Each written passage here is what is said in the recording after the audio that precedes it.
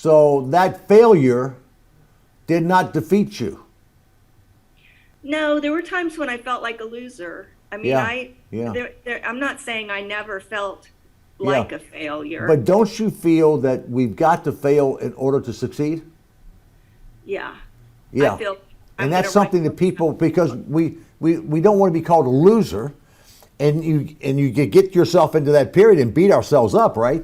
Because what is it that, why won't they buy from me, or like my ideas or my gadget or my gadget? And but it's the track that everybody has to go through.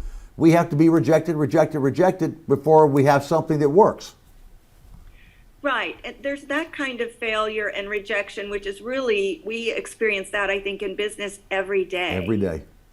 Yeah, But there's also the failure of the ups and downs in business. sure.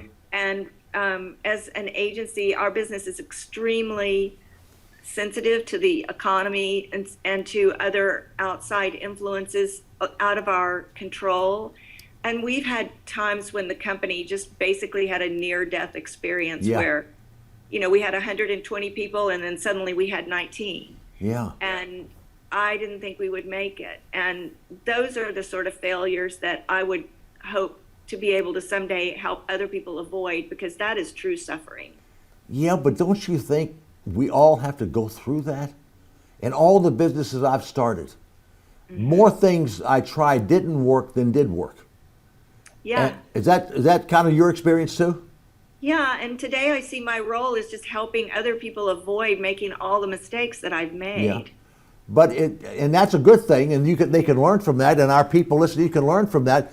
But the truth of the matter is, we have to keep going, don't we? We have to keep getting smarter and keep getting better. So, how long did you do this on your own before you sold your company to somebody else?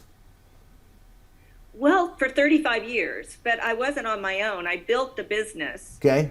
up from being this little freelance person to having a legitimate I would. business.